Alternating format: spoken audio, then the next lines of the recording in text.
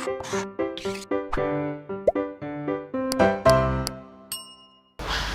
बच्चों, blueprint channel में आपका स्वागत है। मैं अनुज शर्मा।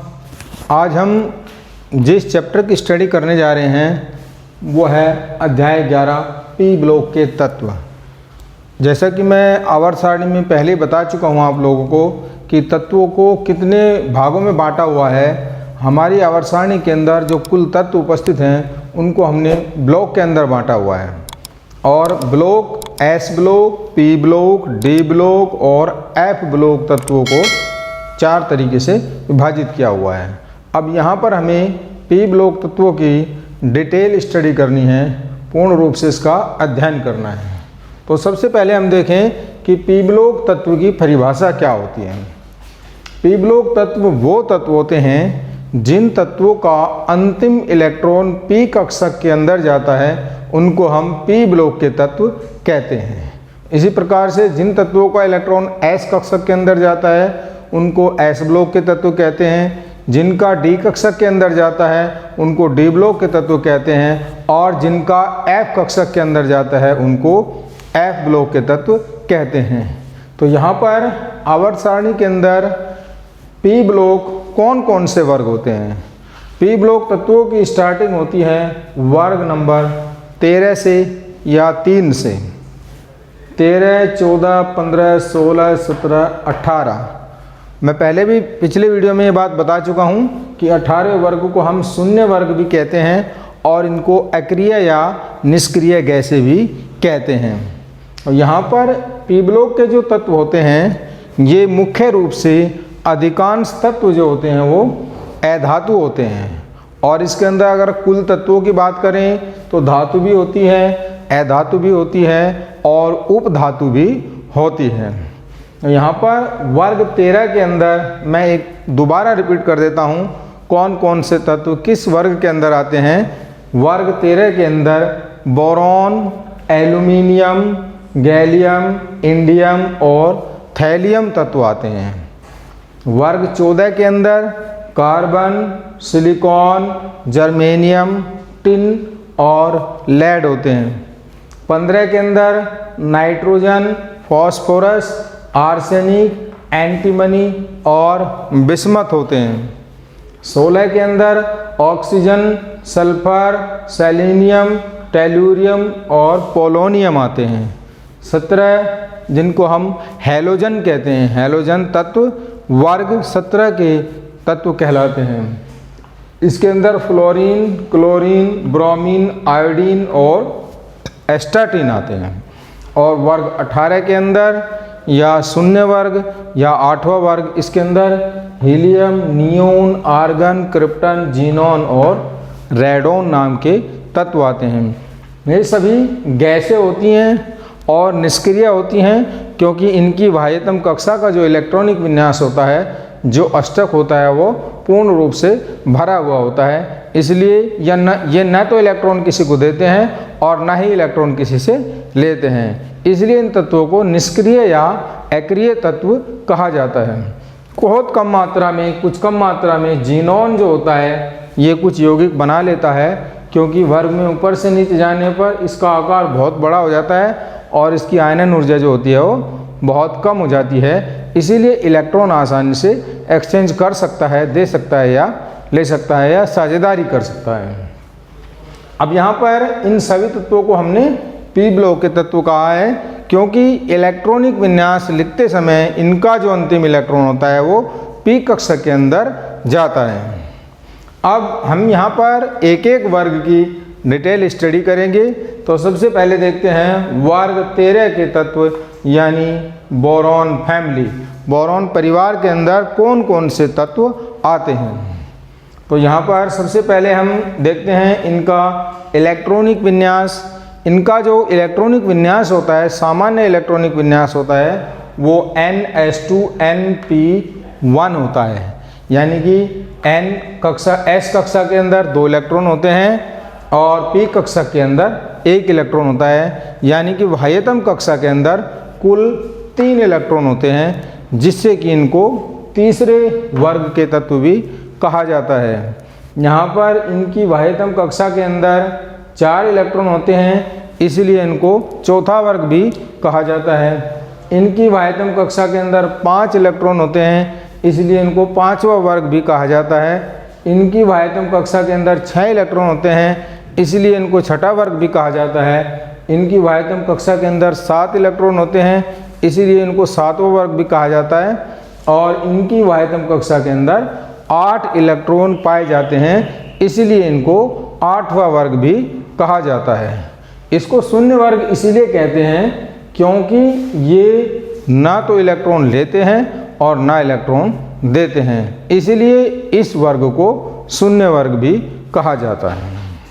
तो बोरॉन परिवार की हम बात करते हैं यहाँ पर। इनका इलेक्ट्रॉनिक विन्यास जो होता है NH2Np1 होता है। इनकी बाह्यतम कक्षा में 3 इलेक्ट्रॉन होते हैं।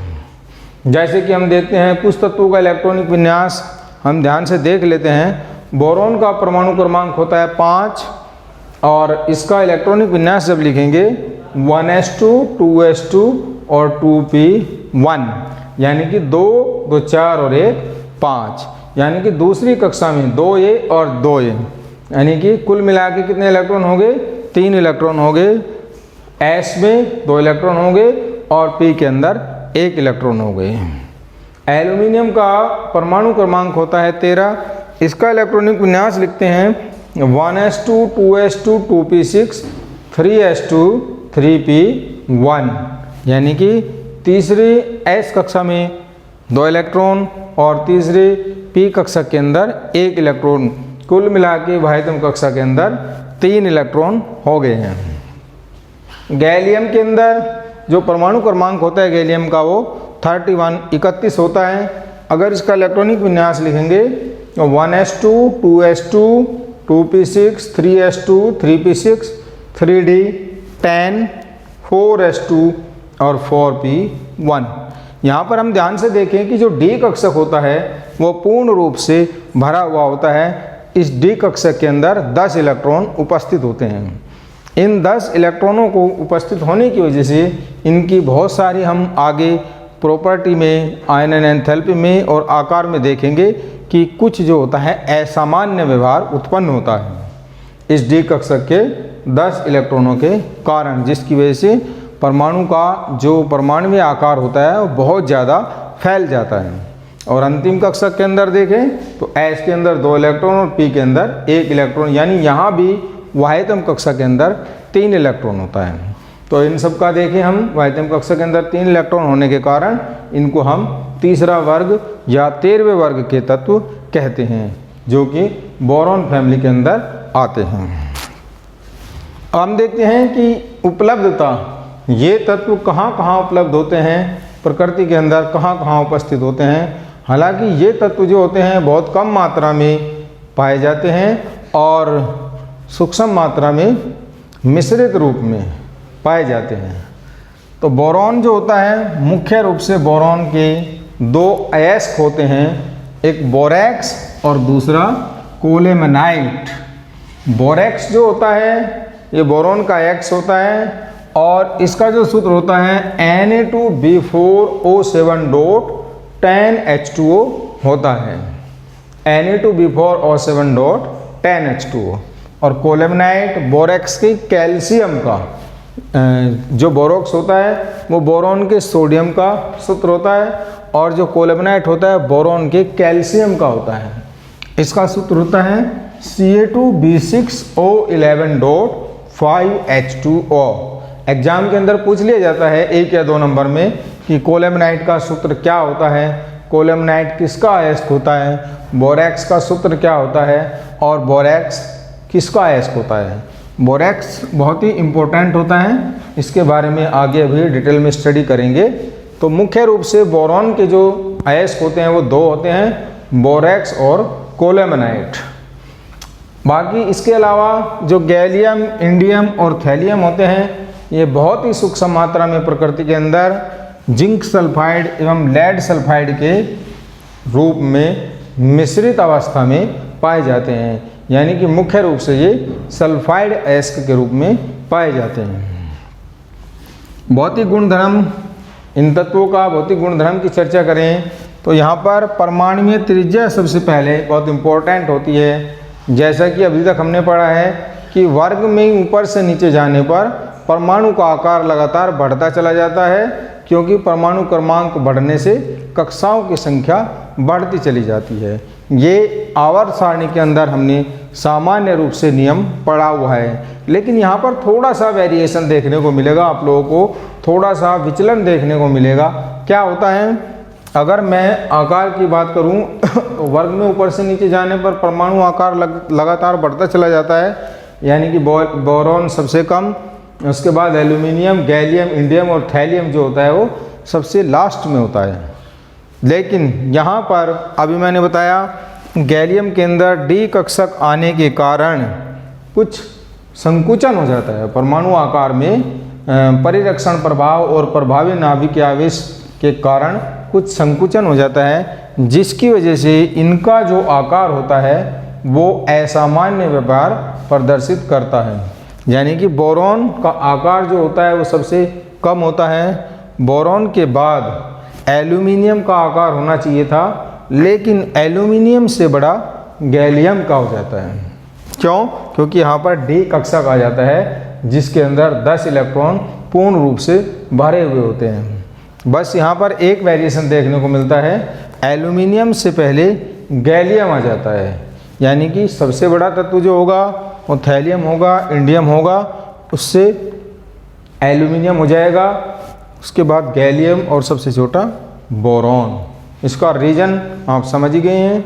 गैलियम के अंदर डी कक्षा के अंदर 10 इलेक्ट्रॉन आने के कारण इस तत्व का परिरक्षण प्रभाव के कारण संकुचन हो जाता है, जिसको हम संक्रमण संकुचन कहते हैं। यानी कि एल्यूमिनियम जो होता है वो गैलियम से बड़ा हो जाता है। हालांकि अगर ध्यान से देखा जाए तो कक्षाओं की संख्या जो होती है वो गैलियम के अंदर ज़्यादा है, एल्यूमिनियम के अंदर कम है। तो गैलियम का आकार बड़ा होना चाहिए था, लेकिन गैलियम के अंदर डी कक्षक के अंदर 10 इलेक्ट्रॉन आने के कारण इसका जो परिरक्षण प्रभाव के कारण इसका संकुचन हो जाता है, और उस संकुचन के कारण गैलियम जो होता है एल्यूमिनियम से छोटा हो जाता है। यही कारण आयनन एंथैल्पी के अंदर देखने को मिलेगा। आयनन एंथैल्पी के अंदर और दो वेरिएशन, दो असामान्य व्यवहार होते हैं। वो कौन कौन से होते हैं?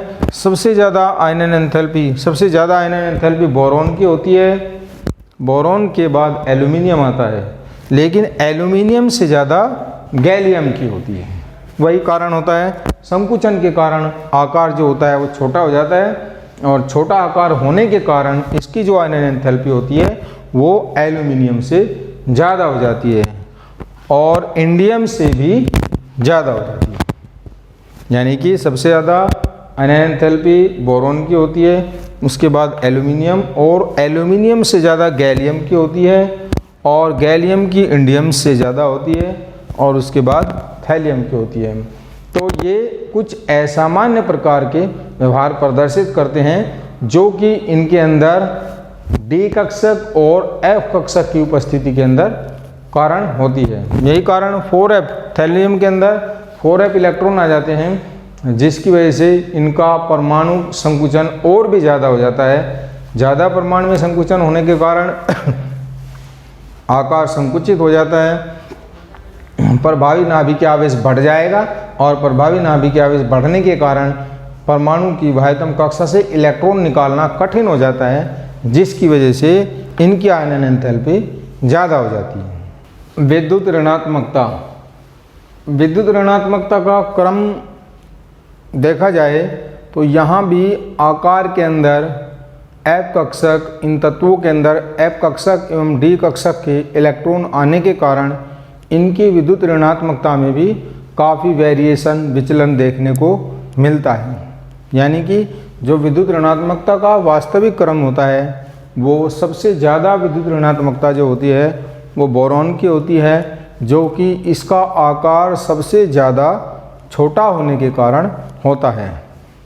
उसके बाद थैलियम, यानी कि थैलियम के अंदर 4f इलेक्ट्रॉन आ जाते हैं, जिसके कारण इसका जो संकुचन सबसे ज़्यादा होता है, और संकुचन सबसे ज़्यादा होने के कारण इसका आकार जो होता है बहुत छोटा हो जाता है, जिसकी वजह से इसकी विद्युत ऋणात्मकता ज़्यादा हो जाती है। और इंडियम के अंदर और गैलियम के अंदर डी कक्षक के इलेक्ट्रॉन आने के कारण इन तत्वों का आकार का जो संकुचन होता है वो भी ज़्यादा हो जाता है, जिसकी वजह से इनकी विद्युत ऋणात्मकता ज़्यादा हो जाती है। तो अगर मैं विद्युत ऋणात्मकता के कुल क्रम की बात करूं तो बोरॉन सबसे ज़्यादा, उसके बाद थैलियम, उसके बाद इंडियम, गैलियम और सबसे लास्ट में एल्यूमिनियम।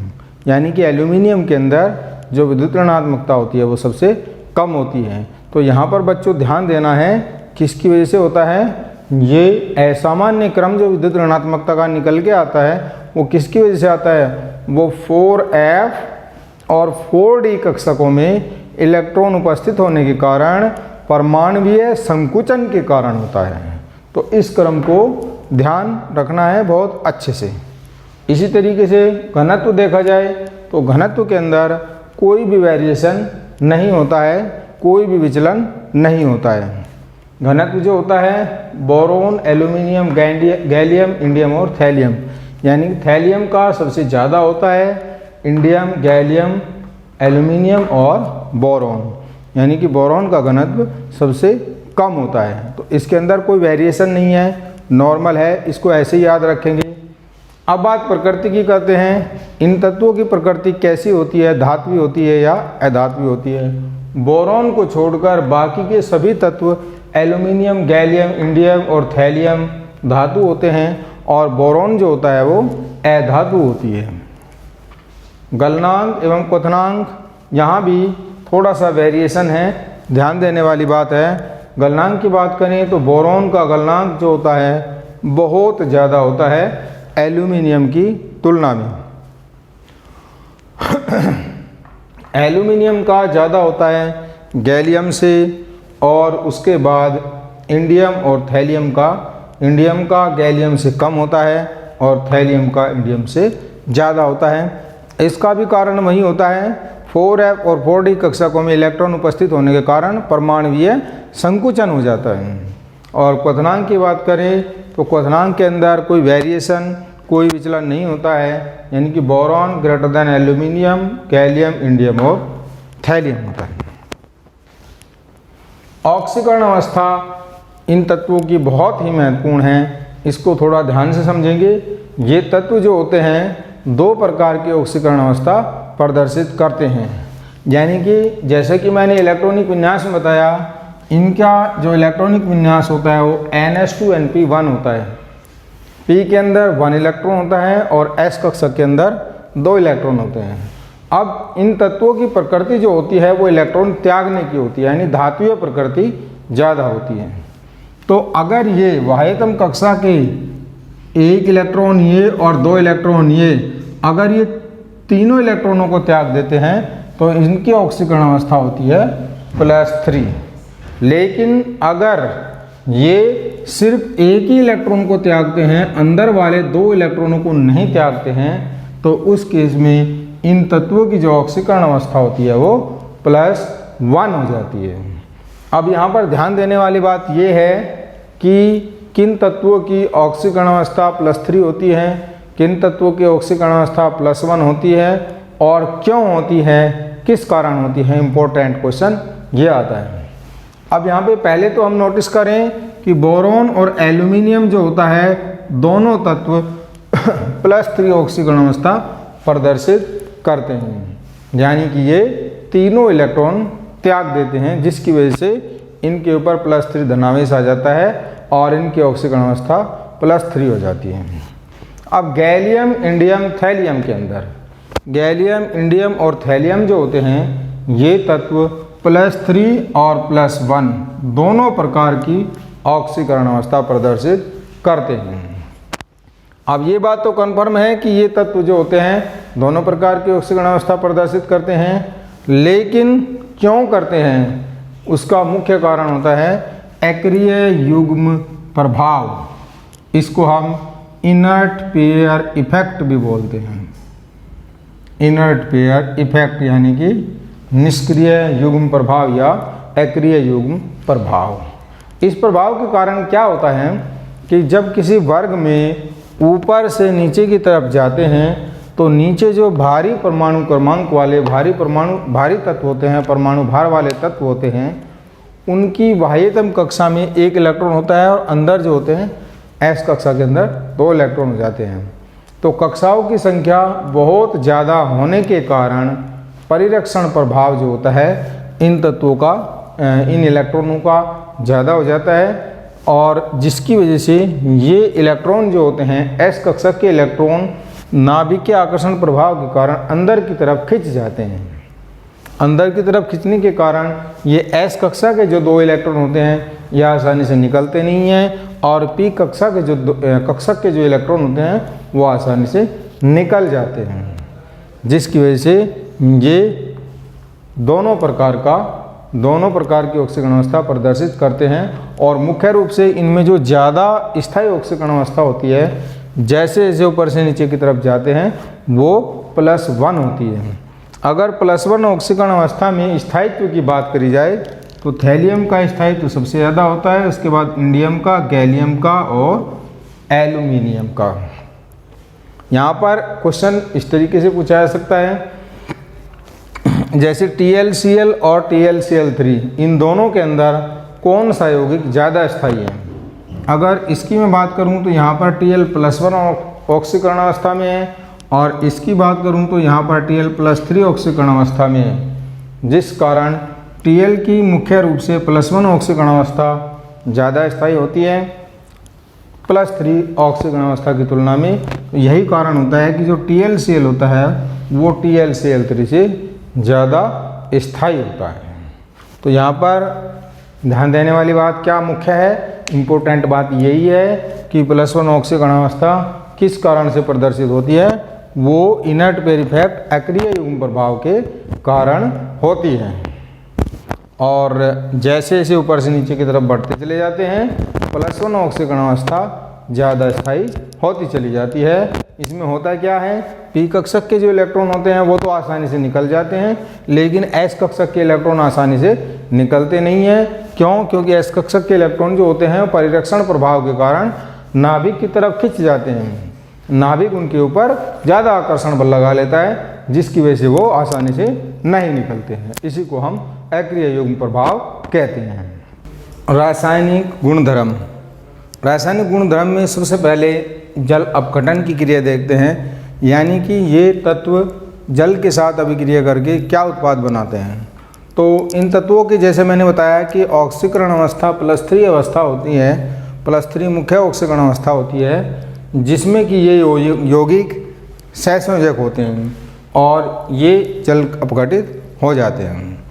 बोरॉन, गैलियम, इंडियम तीनों ही तत्व जो होते हैं जल के साथ अभिक्रिया करके कोई रिएक्शन प्रदर्शित नहीं करते हैं, यानी कि ये ना तो ठंडे जल के साथ अभिक्रिया करते हैं ना ही गर्म जल के साथ अभिक्रिया करते हैं। मुख्य रूप से एल्यूमिनियम और थैलियम ये जल के साथ अभिक्रिया करके हाइड्रोक्साइड बनाते हैं और हाइड्रोजन गैस लिबरेट करते हैं। एल्यूमिनियम की अभिक्रिया H2O के साथ कराते हैं तो एल्यूमिनियम का हाइड्रोक्साइड AlOH थ्राइस बनता है और साथ में हाइड्रोजन गैस निकलती है। बैलेंस करने के लिए 2 एल्यूमिनियम, 6 H2O, 2 Al और 3 H2 बनते हैं। इसी तरीके से थैलियम की रिएक्शन जल के साथ कराते हैं तो ये थैलियम हाइड्रोक्साइड बनाता है। थैलियम TlOH बनता है, न कि TlOH थ्राइस, क्योंकि मैंने बताया कि थैलियम जो होता है +1 ऑक्सीकरण अवस्था में ज़्यादा स्थायी होता है और साथ में हाइड्रोजन गैस निकालता है। थैलियम की स्थायी ऑक्सीकरण अवस्था जो होती है वो +1 होती है अक्रिय युग्म प्रभाव के कारण, पहले भी मैं बता चुका हूँ। अब वायु के साथ अभिक्रिया कराते हैं तो मुख्य रूप से धातुएं जो होती हैं ऑक्सीजन के साथ अधिक तापमान पर अभिक्रिया करके M2O3 प्रकार का ऑक्साइड बनाती हैं। M2O3 किस लिए बनाती हैं? क्योंकि हम जानते हैं कि इन मेटल के ऊपर, इन धातुओं के ऊपर मुख्य रूप से +3 आवेश होता है और ऑक्सीजन के ऑक्साइड के ऊपर 2- होता है। तो जब ये ऑक्सीजन के साथ अभिक्रिया करती हैं तो इन दोनों की क्रॉस मल्टीप्लाई कराई जाती है तो यौगिक बन जाता है M2O 3 यानी कि त्रिसंयोजी अवस्था में इनका ऑक्साइड बनता है। यहाँ पर मेटल की अभिक्रिया जब ऑक्सीजन के साथ कराते हैं तो उच्च तापमान पर M2O3 बनता है। बैलेंस करने के लिए मैंने 432 लगाया है, सभी बच्चे कर सकते हैं बैलेंस। इसी तरीके से बोरॉन की अभिक्रिया ऑक्सीजन के साथ कराते हैं 973 केल्विन पर, तो B2O3 बोरॉन ट्राइऑक्साइड यानी कि बोरॉन के ऊपर 3+2 चार्ज होता है और ऑक्सीजन के ऊपर 2- चार्ज होता है। जब इन दोनों की क्रॉस मल्टीप्लाई कराते हैं तो B2O3 नाम का ऑक्साइड बनता है। इसी तरीके से एल्यूमिनियम के साथ ऑक्सीजन की अभिक्रिया कराते हैं तो Al2O3 ऑक्साइड बनता है। वही मेथड है बनाने का। एल्यूमिनियम के ऊपर 3+ चार्ज होता है और ऑक्सीजन के ऊपर 2- चार्ज होता है। जब दोनों की क्रॉस मल्टीप्लाई कराते हैं तो ये बन जाता है Al2O3 नाम का ऑक्साइड। संतुलित करने के लिए इनके सामने उचित संख्या लगा लेते हैं। अब इन तत्वों में सिर्फ बोरॉन एवं एल्यूमिनियम ऐसे होते हैं जो नाइट्रोजन के साथ अभिक्रिया करके नाइट्राइड बनाते हैं। तो बोरॉन की अभिक्रिया जब नाइट्रोजन के साथ करते हैं तो Bn बोरॉन नाइट्राइड बनता है। Bn कैसे बनता है? B के ऊपर 3+ चार्ज होता है और नाइट्राइड के ऊपर 3- चार्ज होता है। प्लस और माइनस दोनों कैंसिल हो जाते हैं तो नाइट्राइड बन जाता है बोरॉन नाइट्राइड Bn। इसी तरीके से एल्यूमिनियम के ऊपर भी 3+ चार्ज होता है, नाइट्राइड के ऊपर 3- चार्ज होता है। +3 से -3 कैंसिल हो जाएगा, ये बन जाएगा Al एल्यूमिनियम नाइट्राइड। तो यहाँ पर वर्ग 13 के अंदर सिर्फ बोरॉन और एल्यूमिनियम ऐसे तत्व होते हैं जो नाइट्रोजन के साथ अभिक्रिया करके नाइट्राइड बनाते हैं। अन्य तत्व जो होते हैं नाइट्रोजन के साथ अभिक्रिया नहीं करते हैं। बोरॉन प्लस N2 ये बन जाएगा Bn। संतुलित करने के लिए 2B इधर कर देंगे, 2 इधर कर देंगे। इसी तरीके से Al + N2 बन जाएगा 2Aln। संतुलित करने के लिए 2 और 2 इधर लग जाएगा। अब इन ऑक्साइड की प्रकृति की अगर बात करें, इन ऑक्साइड की जो प्रकृति होती है B2O3, क्योंकि मैंने बताया कि बोरॉन की प्रकृति अधातु होती है और अधातु के ऑक्साइड किस प्रकृति के होते हैं? हमेशा अम्लीय प्रकृति के होते हैं। अब B2O3 की प्रकृति अम्लीय हो जाएगी। एल्यूमिनियम और गैलियम ये दोनों उभयधर्मी ऑक्साइड होते हैं और जो क्षारीय ऑक्साइड में आता है वो इंडियम और थैलियम आते हैं, क्योंकि ये मुख्य रूप से धात्विक तत्व होते हैं, धात्विय होती है। और ये ऑक्साइड जो होते हैं जल के साथ अभिक्रिया करके हाइड्रोक्साइड का निर्माण करते हैं। M2O3 की अभिक्रिया जब H2O के साथ कराते हैं तो ये बनाते हैं MOH थ्राइस। यहाँ भी हम देख सकते हैं किस तरीके से MOH थ्राइस का निर्माण होता है। M के ऊपर 3+ चार्ज होता है, OH के ऊपर -1 चार्ज होता है। जब दोनों की क्रॉस मल्टीप्लाई कराते हैं तो ये बन जाता है MOH थ्राइस, मेटल हाइड्रोक्साइड, धातु हाइड्रोक्साइड। तो उस अभिक्रिया को संतुलित करने के लिए H2O 3 और MHOH थ्राइस भी 3 हो जाते हैं। इसी तरीके से यहाँ पर जो हाइड्रोक्साइड है हाइड्रोक्साइड की जो प्रकृति होती है वो भी ऑक्साइड की प्रकृति के हिसाब से ही होती है। जैसे बोरॉन का ऑक्साइड अम्लीय होता है, इसी तरीके से बोरॉन का हाइड्रोक्साइड भी अम्लीय होता है। जैसे एल्यूमिनियम और गैलियम का ऑक्साइड उभयधर्मी प्रकृति का होता है, उसी तरीके से एल्यूमिनियम और गैलियम के हाइड्रोक्साइड भी उभयधर्मी प्रकृति के होते हैं। इंडियम और थैलियम के ऑक्साइड क्षारीय प्रकृति के होते हैं, इसी तरीके से इंडियम और थैलियम के हाइड्रोक्साइड भी क्षारीय प्रकृति के होते हैं। यानी ऑक्साइड और हाइड्रोक्साइडों की जो प्रकृति होती है वो सभी तत्वों की एक जैसी होती है। बोरॉन के ऑक्साइड B2O3 एवं बोरॉन के हाइड्रोक्साइड BOH थ्राइस ये दोनों ही अम्लीय प्रकृति के होते हैं, इसलिए ये क्षारों के साथ अभिक्रिया करके लवण का निर्माण करते हैं। यहाँ पर अभिक्रिया हम देख सकते हैं B2O3 अम्ल का काम कर रहा है, क्षार NaOH के साथ मिलके लवण बनाता है। यानी कि B2O3 की रिएक्शन जब NaOH के साथ कराते हैं तो NaBO2 + H2O सोडियम मेटाबोरेट का निर्माण होता है।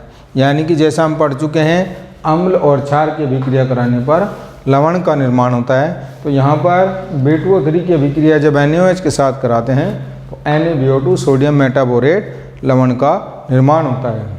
इसी तरीके से जब बोरोन हाइड्रोक्साइड BOH थ्राइस की अभिक्रिया NaOH के साथ कराते हैं तो भी NaBO2 plus 2H2O sodium metaborate लवण का निर्माण होता है। एल्यूमिनियम ऑक्साइड एवं एल्यूमिनियम हाइड्रोक्साइड, गैलियम ऑक्साइड और गैलियम हाइड्रोक्साइड, ये दोनों ही एल्यूमिनियम और गैलियम के ऑक्साइड एवं हाइड्रोक्साइड जो होते हैं ये उभयधर्मी प्रकृति के होते हैं।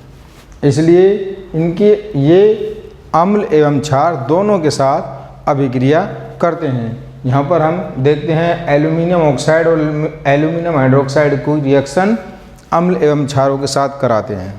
तो Al2O3 की रिएक्शन जब NaOH के साथ 2NaOH के साथ कराते हैं तो NaAlO2 सोडियम मेटा एल्यूमिनेट का निर्माण होता है और साथ में जल बनता है। इस तरीके से Al2O3 की रिएक्शन जब H2SO4 सल्फ्यूरिक एसिड के साथ कराते हैं तो Al2SO4 थ्राइस एल्यूमिनियम सल्फेट का एवं जल का निर्माण होता है। एल्यूमिनियम हाइड्रोक्साइड AlOH थ्राइस की रिएक्शन NaOH के साथ कराते हैं तो NaAlO2 सोडियम मेटा एल्यूमिनेट एवं जल का निर्माण होता है। और एल्यूमिनियम हाइड्रोक्साइड की रिएक्शन जब HCl के साथ कराते हैं AlCl3 प्लस 3H2O का निर्माण होता है। यानी कि यहाँ पर एल्यूमिनियम ऑक्साइड क्षार और अम्ल दोनों के साथ अभिक्रिया करके लवण का निर्माण कर रहा है। इसी तरीके से एल्यूमिनियम हाइड्रोक्साइड क्षार और अम्ल दोनों के साथ मिलकर लवण का निर्माण कर रहा है, जो कि एल्यूमिनियम ऑक्साइड एवं एल्यूमिनियम हाइड्रोक्साइड की उभयधर्मी प्रकृति को प्रदर्शित करता है। अब इनकी 13वें वर्ग के तत्वों की अभिक्रिया अम्ल एवं क्षार के साथ देखते हैं। बोरॉन ऑक्सीकारक अम्लों के साथ अभिक्रिया करके बोरिक अम्ल का निर्माण कराता है। यहाँ पर H3BO3 जो होता है इसका नाम बोरिक अम्ल होता है। तो बोरॉन की अभिक्रिया जब H2SO4 के साथ कराते हैं तो H3BO3 बोरिक अम्ल प्लस SO2 गैस का निष्कासन होता है। इसी तरीके से बोरॉन की अभिक्रिया जब HNO3 के साथ कराते हैं तो यहाँ पर भी बोरिक एसिड और NO2 गैस निकल जाती है। बोरॉन की अभिक्रिया जब क्षार के साथ कराते हैं 773 डिग्री केल्विन से ज़्यादा तो यहाँ पर Na3BO3 यानी कि सोडियम बोरेट का निर्माण होता है और साथ में हाइड्रोजन गैस निकल जाती है। एल्यूमिनियम की प्रकृति मैंने पहले बताया उभयधर्मी होती है, इसलिए ये अम्ल एवं क्षार दोनों के साथ अभिक्रिया करता है। तो AlHCl के साथ अभिक्रिया करके AlCl3 प्लस H2 बनाता है। और जब Al की अभिक्रिया NaOH प्लस H2O के साथ कराते हैं यानी क्षारीय जलीय विलयन के साथ कराते हैं तो NaAlO2.2H2O यानी जल योजित sodium meta aluminate hydrated sodium meta aluminate एवं हाइड्रोजन गैस का निर्माण होता है। इंडियम और थैलियम क्षारों के साथ कोई अभिक्रिया नहीं करते हैं। तो बच्चों, आपको ये वीडियो हमारा कैसा लगा? अगर आपको हमारा ये वीडियो पसंद आया तो उसको लाइक और शेयर ज़्यादा से ज़्यादा करें। हमारे चैनल को ज़्यादा से ज़्यादा मात्रा में सब्सक्राइब करें, जिससे कि ये वीडियो ज़्यादा से ज़्यादा बच्चों तक पहुंचाया जा सके, ज़्यादा से ज़्यादा बच्चे इसका फ़ायदा उठा सके। अगली वीडियो जल्दी लेके आएंगे। धन्यवाद।